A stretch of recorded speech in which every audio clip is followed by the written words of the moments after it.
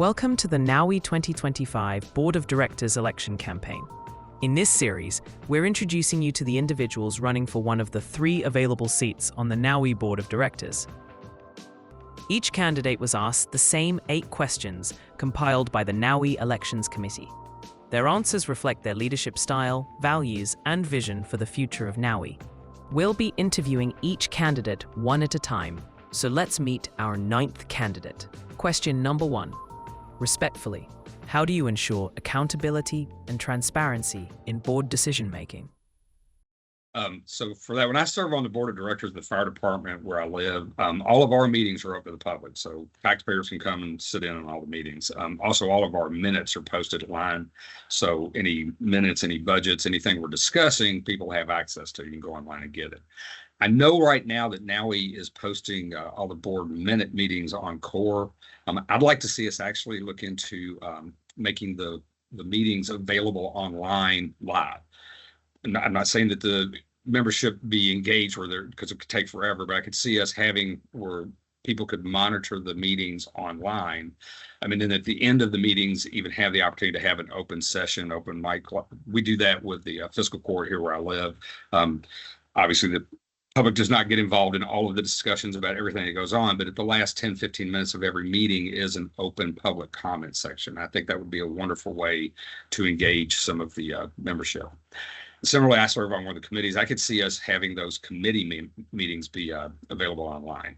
That way you could see what everybody is discussing, what their opinions are, and give you a little bit better idea of the background and what went into the decision. Another thing I'd like to see us do is along the same lines is have some virtual town hall meetings.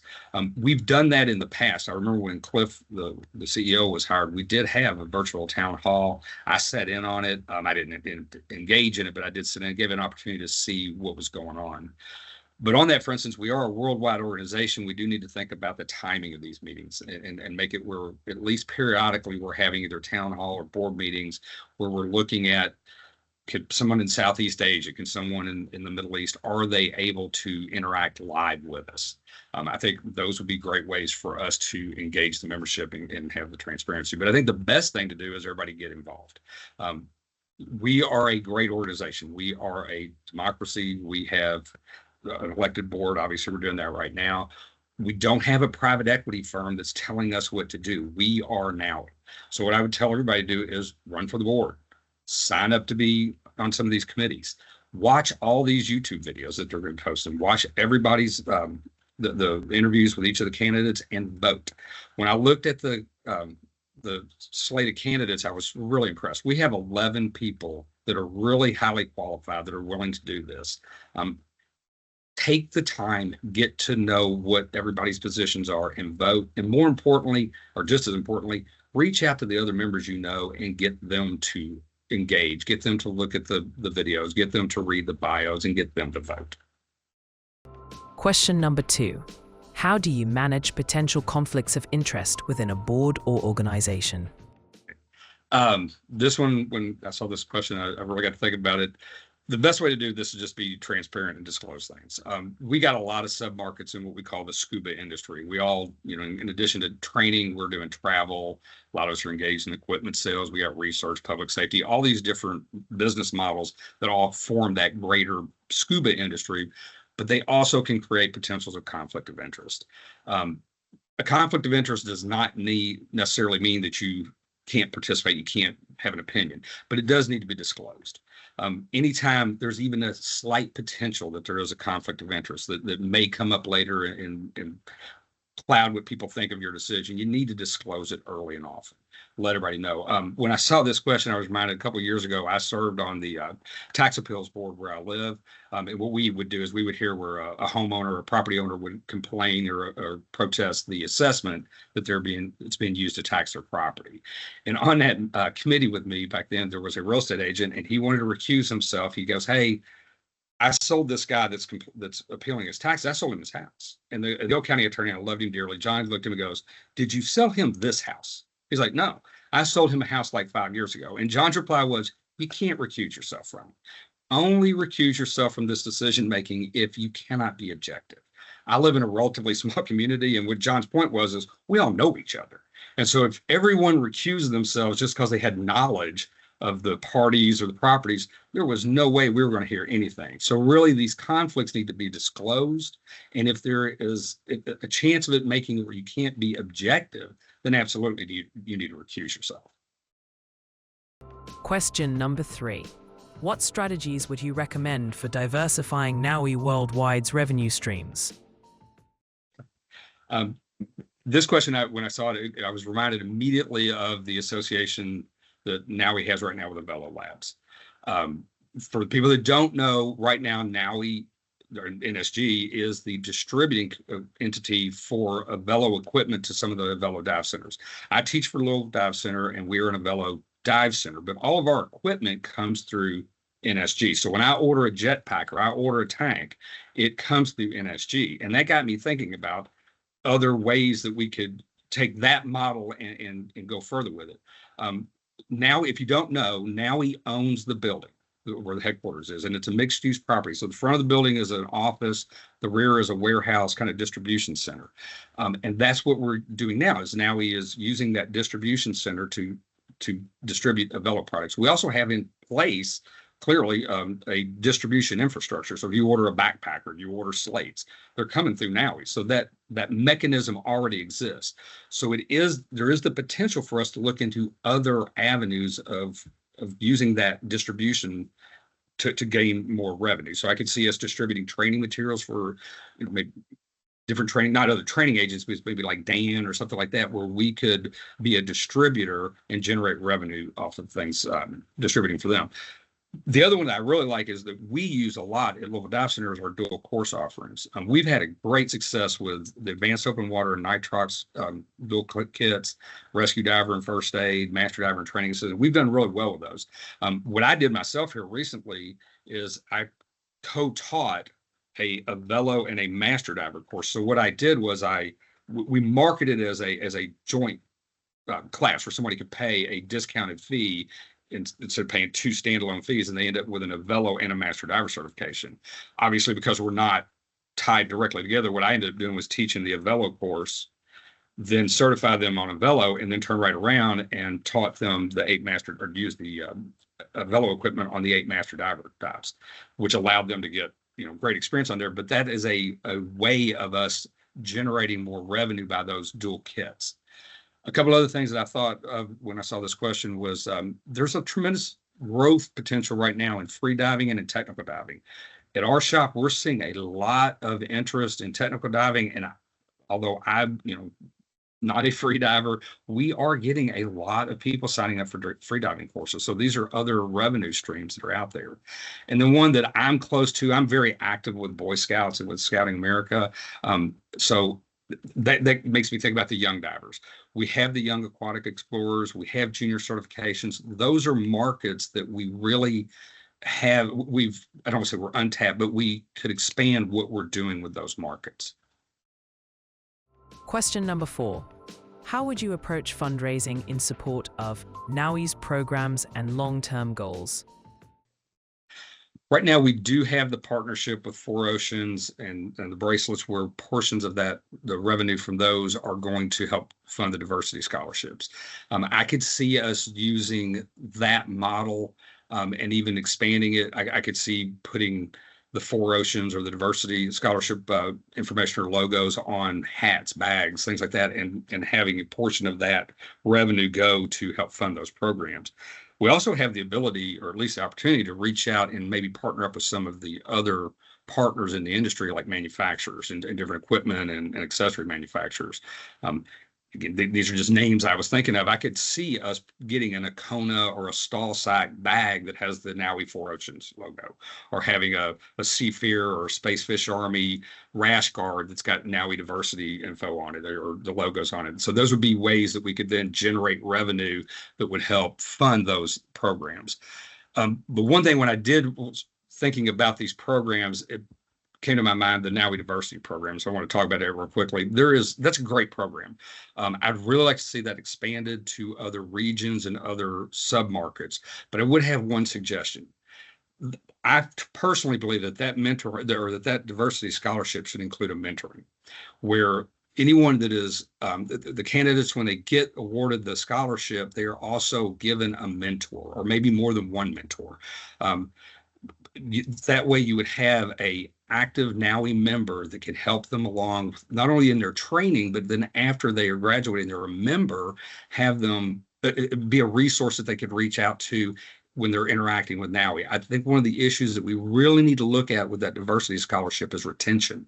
And I think by having a mentoring program, we could help a lot with retaining those candidates that got that award and have them go on to be very successful and engaged members of the association. Question number 5. With dive safety through education being one of NAUI's mantras, how have you effectively communicated safety and training standards to a broad audience? This one I'm going to be a little bit more long-winded probably on. Couple things, or a few things. First, I'm the course director at our dive center. I'm lucky we have a staff of other instructor trainers and course directors and instructor trainer candidates that help me teach all of these leadership courses. But when it comes to teaching that class, I'm selfish on one thing. I teach the why NAUI portion because that means a lot to me. I think it explains to the candidates and to people what makes NAUI special. So when we talk about dive safety through education, I harp on this. I mean, we truly believe that someone that is a well-educated diver is a safer diver. That's why when teaching these classes, continuing education is always focused on. I take continuing education myself to this day. That makes us better divers. That loved one concept is unique. Whenever I'm teaching instructors or I'm teaching as a dive master, I think in my mind before I sign off on that, would I let this person teach my son? And if the answer is no, then I go back and remediate them. It's not on them, it's on me. I want to make sure that they are a good leader in the industry. And likewise, if we're teaching open water divers, I think, would I want this diver to be a dive buddy for my son? And again, if not, then I would remediate them. The other thing we talk about in the why NAUI is the superior leadership and instructor training. As an organization, we have high commitments to very quality instruction. We don't just meet standards, we exceed them. And so that is encouraged. And I think that's a unique part of NAUI. And then the other one is the ever improving leadership and instructor training. We are constantly improving our own skills in training. I know we constantly should be taking classes and sharing what we learn. As instructors, share with other instructors things that you have learned or worked with you. All these things make us a unique organization. Another one of the ways that I feel like I've been able to communicate to a large group about dive safety through education is back to my involvement with scouting. Over the years, I have certified multiple scout troops and crews to go on Florida National Sea Bases program, and they get certified as divers. They go down to Florida. Now they actually can go to the Bahamas as well. And these young men and ladies, are taught as NAUI divers the importance of dive safety and education. And I'm very proud of these crews that I've taught. The other one I do with scouting is, and I do this every year, I teach during the summer. It's a program called Scuba BSA.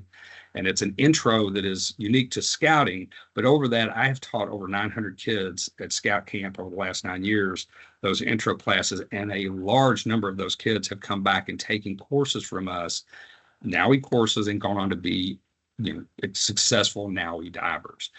But probably the one that I'm most proud of that has really reached out to a broad audience was my involvement with the NAUI Southeast Leadership Conference. If anybody doesn't know what that is, it was last year. We had a team of instructors. We had instructors from New England, Florida, Canada, and Kentucky. So we had instructors, and then we had candidates from Florida and Kentucky. We brought everybody together virtually for about a month, 2 nights a week. We would do the presentations to them, the why NAUI, the standards presentations, and then candidates would be assigned presentations for evaluation. We would do that. That allowed us to do this virtually.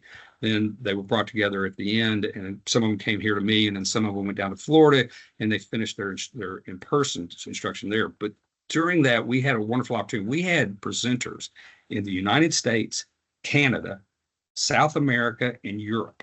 So these candidates got to interact with dive professionals and hear information presented to them from all over the world. It was a wonderful program, and it resulted, I think, in an extremely well-qualified group of candidates. And I'll pat myself on the back on this. I recently found out that I was going to receive the NAUI Outstanding Service Award at DEMA this year. I don't know this for a fact, but I have a pretty good feeling that my involvement with that Southeast Leadership Program is why I was nominated for that award. Question number 6. How would you leverage storytelling to raise awareness about NAUI's mission and values? This is a very timely question. This is our 65th anniversary. So we have a real rich history. We have 65 years of instructors that are out there with vast experience. I would love to see us produce a series of videos where we would have members from the old 2- and 3-digit members tell their stories about experiences that they've had and what they've done with NAUI, and contrast those with some of the newer members. I can actually see, like myself, I'm going to be teaching this or assisting this weekend. One of our newest instructors, our dive shop manager, the retail manager, is going to teach her first pool class this weekend, and I'm going to assist her. I would love to see a video of her, and then our old store owner, Ray Scott, who's like a 3-digit NAUI lifetime member, and see those stories put together and produced in a set of videos and put on YouTube. The other thing I'd like to see is us continue to expand this very program that we're using right here, this NAUI TV. I believe this is where these videos are going. I could see this being a periodic uploads of videos where we spotlight members, different training opportunities, different members or agency members that are running trips in different parts of the world. There's a lot of opportunities. I'll watch YouTube videos all the time. So for me, that would be a wonderful way for us to tell the story of NAUI. Question number 7. How would you advocate for environmentally responsible practices within NAUI programs and operations? I saw this video. Again, I'm associated with scouting, and I started thinking about the merit badge programs. And when I look back at the merit badges, most scuba or most scout merit badges, they start out with first aid, whatever you're doing. If it's cooking, what would happen if you cut yourself, and then they go all the way in at the end, and they have jobs in that field, whatever the merit badge is. But somewhere in there, 9 out of 10 of those merit badges have an environmental requirement. And I looked at our standards. We have who may teach, prerequisites, academic requirements, skills, all that. They're all in there, but I don't see many places where we do have environmental practices in the standards. I'm not advocating we go back and change every single standard, but I can see where we could codify that environmental responsible practices into our training by putting information into the materials, the actual training materials. And if it's practical, yes, absolutely go back and put them into the standards themselves. You could see buoyancy requirements so we don't damage the reef when you're diving, or if you're anchoring or you're hunting, different things that would be environmental practices relative to that skill or that class. The other thing I think we do, and I think we should expand, is have more course offerings and recognitions and specialties that are about environmentally responsible practices, like coral restoration, ocean conservation, marine environment restoration, those kind of things where we actually have programs and recognition programs that people can go out and earn a designation with NAUI. Question number 8. What are your thoughts on the role of dive training organizations in climate action and ocean conservation? So a little bit about myself. In addition to being a scuba diver, I'm an active outdoorsman. I'm a snow skier. I'm actually right now in the process of becoming a ski patrol. I'm a backpacker. I hunt, I fish, and I live on a farm. I grew up on a farm. I spend the vast majority of my time outdoors, and I deeply enjoy being outdoors. I have always tried to be environmentally responsible when I do, whether it be leave no trace, buoyancy control, and diving. I've always tried to do that. But I believe it is everybody's responsibility to be good stewards of the environment. So that's my feeling, just from an emotional standpoint. But as a dive training organization, we have a pragmatic reason to do this too. Our industry operates in the natural environment. So everything that we do that generates our revenue and generates more students is based on the environment. So in order to remain financially viable, we need to protect that environment. So, I see this myself when I go on dive trips. I've seen the changes occur in locations that I've dive in. I can see things changing, and not always for the worse. I have actually seen areas where some of the artificial reefs have made new dive sites and new fish attractant areas that are actually good, a benefit to the environment. But one of the things that when I was looking at this that I did think about in our credo, we do have a commitment to support and develop sound public policy relating to the conservation.